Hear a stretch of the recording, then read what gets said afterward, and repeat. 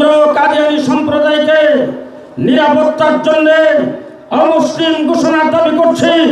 তারা বাংলাদেশে বসবাস করবে, নাগরিক সুবিধা পাবে, মুসলিম হিসাবে নয়, অমুসলিম হিসাবে। বাংলাদেশ সাম্প্রদায়িক সম্প্রীতির দেশ। এই দেশে হিন্দু, বৌদ্ধ, খ্রিস্টান সহ অন্যান্য ধর্মাবলম্বীরা পৃথিবীর যে কোনো দেশের চাইতে বেশি নিরাপদ। আমরা কাদিয়ানী সম্প্রদায়কে নিরাপত্তার জন্য অমুসলিম ঘোষণার দাবি করছি। তারা বাংলাদেশে বসবাস করবে, নাগরিক সুবিধা পাবে, মুসলিম হিসাবে নয়, অমুসলিম হিসাবে।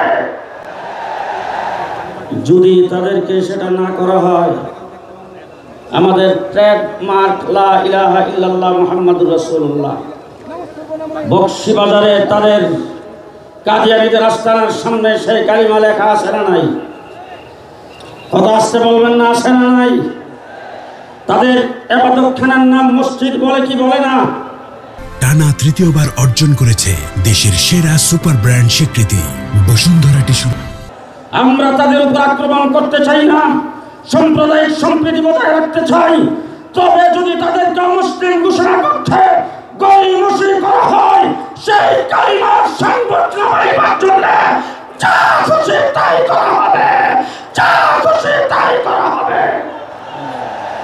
শেষ কথা বলতে চাই, 1993 সালে বাইতুল মুকাররমের খতিব ওবাইদুল হকের নেতৃত্বে মানিক পে এভিনিউতে 10 লক্ষ মানুষের জমায়েত হয়েছিল কাদিয়ানীদের মুসলিম ঘোষণার দাবিতে।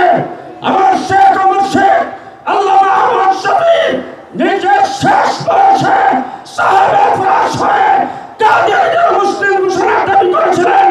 আজকে মধুপুরের পীর সাহেবের নেতৃত্বে আমরা এখানে হাজির হয়েছি। মনে রাখবেন, আমাদের আজকে একটার গাড়ি 12টার